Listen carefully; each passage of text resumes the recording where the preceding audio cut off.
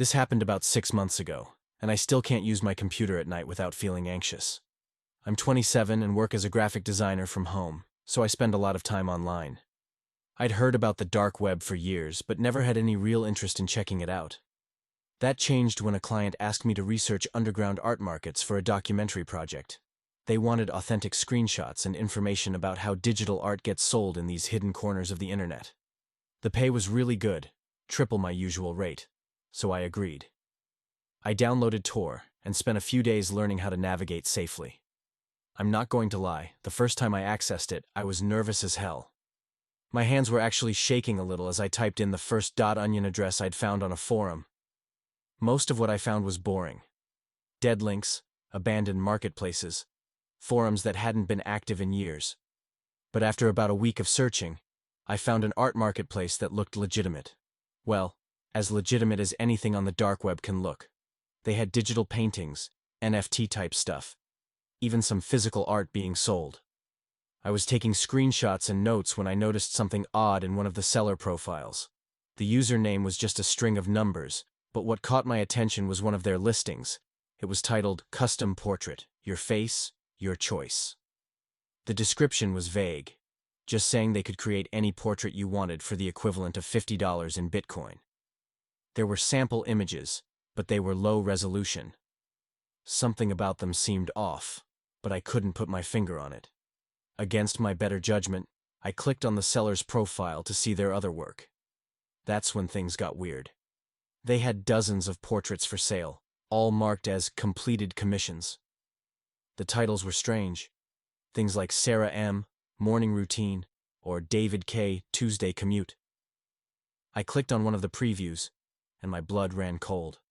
It wasn't a painting. It was a photograph. A clear photograph of a woman brushing her teeth, taken through what looked like a bathroom window. I quickly backed out and checked another listing. This one showed a man sitting in his car at a red light, the photo taken from another vehicle. Another showed someone sleeping in their bed, photographed from outside their bedroom window. These weren't paintings. Someone was stalking people and selling the photos.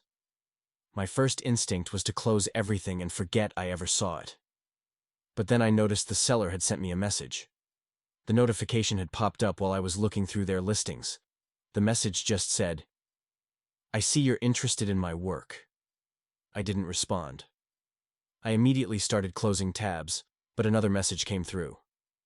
"Don't be shy, Marcus." My name. They knew my name. I hadn't used any personal information on the dark web. I'd been careful about everything. Another message. "Your apartment has nice lighting. 3rd floor, corner unit. The one with the gaming posters in the window." My stomach dropped. That was my apartment. Exactly my apartment. I jumped up and ran to my windows, yanking the curtains closed. My heart was pounding so hard I could hear it in my ears. I looked down at the street below, scanning for anyone suspicious, but it was just the usual evening foot traffic. When I got back to my computer, there were 3 more messages. No need to close the curtains. I already have what I need. The last message was a photograph. Me. Sitting at my computer from about 10 minutes earlier, taken from outside my window. You could see me clearly, leaning forward, looking at my screen with a concerned expression. I slammed my laptop shut and called 911. While I waited for the police, I paced around my apartment, checking the locks on the door and windows over and over.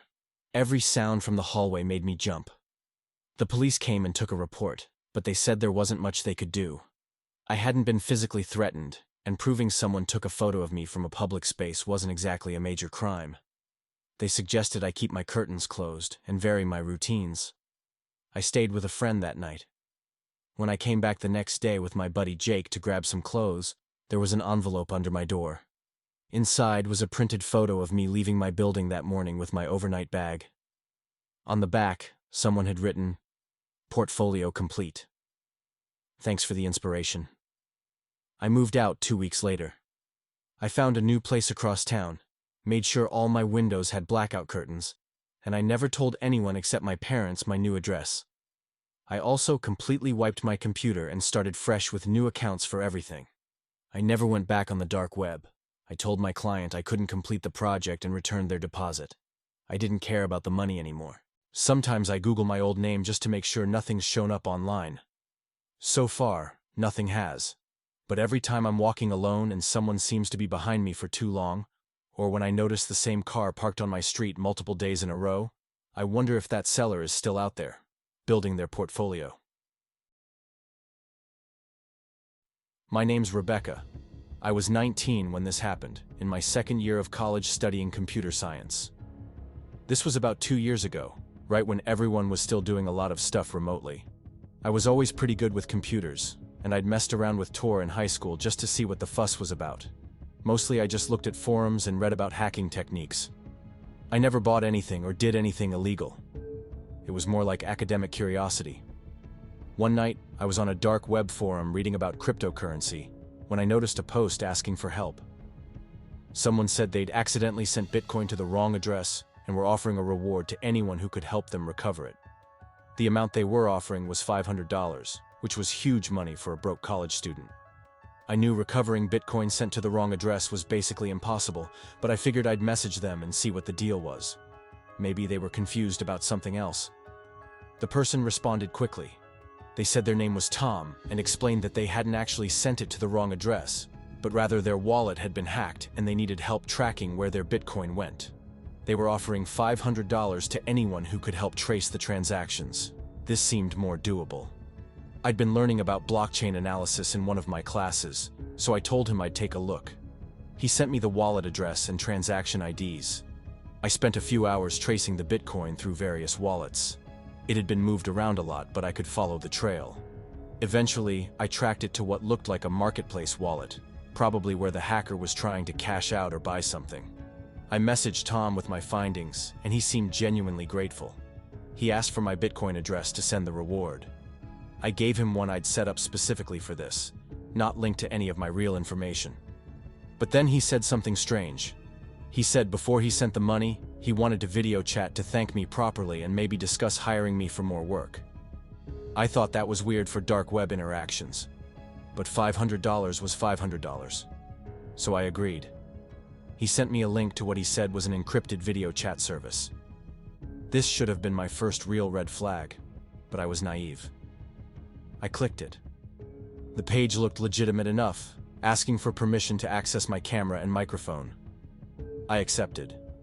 The screen showed my video feed for a second, then went black. An error message popped up saying the connection failed. Tom messaged me saying to try again. But something felt wrong. I opened my task manager and saw several processes running that I didn't recognize. My computer was running hot, the fan going crazy. I immediately forced a shutdown and restarted in safe mode.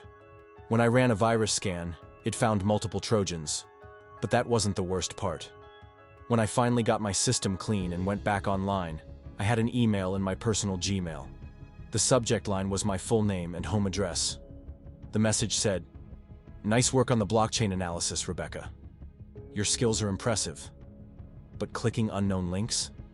That's disappointing for a computer science major. Don't worry, I only took what I needed. Your academic records, your family's information, your social media histories. All very interesting. I particularly enjoyed your Instagram stories from last summer's vacation. Here's the deal. You're going to do some work for me. Nothing major, just some blockchain analysis here and there. Track some wallets. Trace some transactions. If you refuse or go to the authorities, everyone in your contacts will receive some very interesting edited videos of you. Yes, I have your webcam footage, and yes, I can make it look like anything I want. I'll be in touch soon with your first assignment. P.S. The $500 offer was real. Check your wallet." I checked the Bitcoin wallet I'd given him. There was exactly $500 worth of Bitcoin in it. Somehow that made it worse, like I'd been bought. For the next 3 months, I received periodic emails with wallet addresses to analyze. Each time I'd trace the Bitcoin transactions and report where they went. I never knew what the information was being used for, but I assumed it wasn't good. I was terrified to refuse. This person knew everything about me. They'd occasionally include personal details in their messages, just to remind me they were watching. Like mentioning that my mom had posted about her garden on Facebook, or that my younger sister had gotten into her first choice college. The work wasn't constant, maybe once every 2 weeks. Each time, another $500 would appear in my wallet, blood money that I was too scared to touch.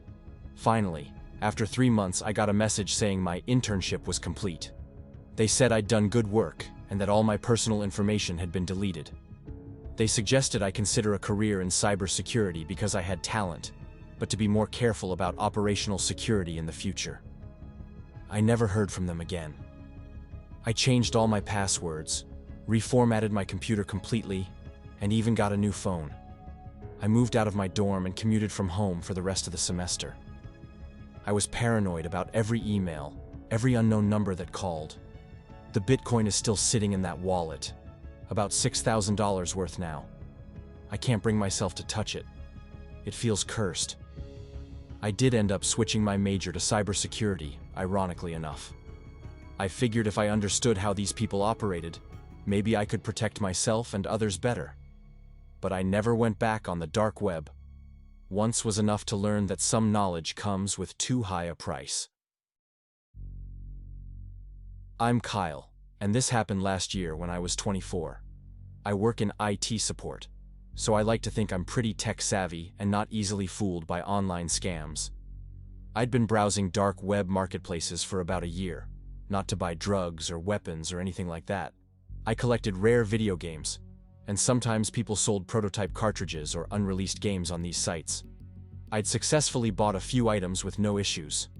The sellers were always professional. The items arrived as described, and I thought I had the whole thing figured out. One night I was browsing a familiar marketplace when I saw a listing that made me do a double take. Someone was selling what they claimed was a prototype Nintendo 64 game that had never been released. The game was supposedly a horror title that Nintendo had canceled for being too disturbing. The seller wanted $200 in Bitcoin, which was actually reasonable if it was real. The listing had photos of the cartridge and even some screenshots of gameplay. It looked legitimate. The seller had good reviews, mostly for selling other gaming-related items. I messaged them asking for more details. They responded quickly, telling me the game was called The Gray, and it was developed by a small team Nintendo had contracted in 1997.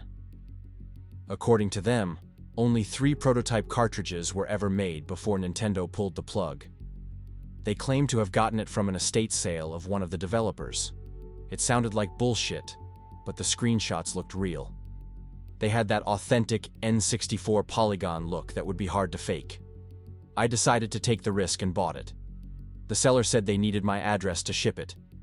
This was normal for physical items, but they insisted on using a different messaging system for security purposes. They sent me a link to download an encrypted messaging app I'd never heard of.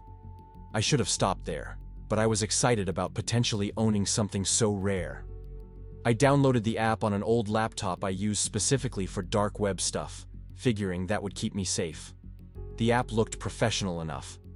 I gave them my P.O. box address, the one I used for all questionable purchases. They confirmed they'd ship it out within 24 hours. But then weird things started happening with the app. It would send notifications at strange hours, usually around 3 or 4 a.m. The messages were blank, just empty notifications. When I'd open the app to check, there'd be nothing there. After a few days of this, I tried to delete the app, but it wouldn't uninstall. Every time I tried, it would give an error message saying, "Transaction pending. Deletion not authorized." Then, the messages started. Not from the seller, but from other users on the app. Usernames I didn't recognize were sending me things. At first, it was just random characters, like someone was keyboard mashing. But then they became more coherent. "Kyle, are you enjoying the game?" I hadn't received any package yet. I replied asking who they were. "We're all playing the game, Kyle. You joined when you downloaded this." More users started messaging me. The messages got progressively stranger. "Level 1 starts tomorrow. Don't leave your house after midnight. Check under your car before driving. They know where you work." I was getting dozens of messages an hour. I tried blocking the users, but new ones would immediately appear. I disconnected the laptop from the internet, but somehow the messages kept coming. Then things escalated to the real world. I started finding notes in places they shouldn't be. A sticky note on my car windshield that just said, Level 2. A piece of paper in my work desk drawer with coordinates written on it. A note slipped under my apartment door that said, "You're not playing correctly." I went to the coordinates from the desk drawer note.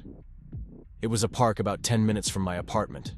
Against every instinct, I went there during the day, figuring I'd be safe in public. There was a bench with another note taped underneath. This one had a phone number. I called it from a payphone at a nearby gas station. A computerized voice answered and said, "Congratulations on reaching level 3. Your package will arrive tomorrow. Stop playing now or continue to level 4. Hang up to quit. Stay on the line to continue." I hung up immediately. The next day, a package actually arrived at my P.O. box. Inside was an N64 cartridge, but it wasn't a game. It was completely black with no label. There was also a note. "You chose wisely. The game is over. Delete the app." This time when I tried to delete the app, it worked. All the messages disappeared. Everything just stopped. I never plugged in that cartridge. I burned it. Literally took it to a friend's house who had a fire pit and watched it melt. I reformatted the laptop and then donated it to an electronics recycling center. I did some research afterward, trying to figure out what the hell had happened. I found some old forum posts about something called ARG kidnapping, where people would be forced into augmented reality games against their will. The organizers would use it to test how far people would go, how much they'd comply with instructions from strangers. I have no idea if that's what happened to me, or if it was something else entirely. All I know is, I'm done with the dark web. I'll pay full price for my games from now on, thanks. Some deals just aren't worth it.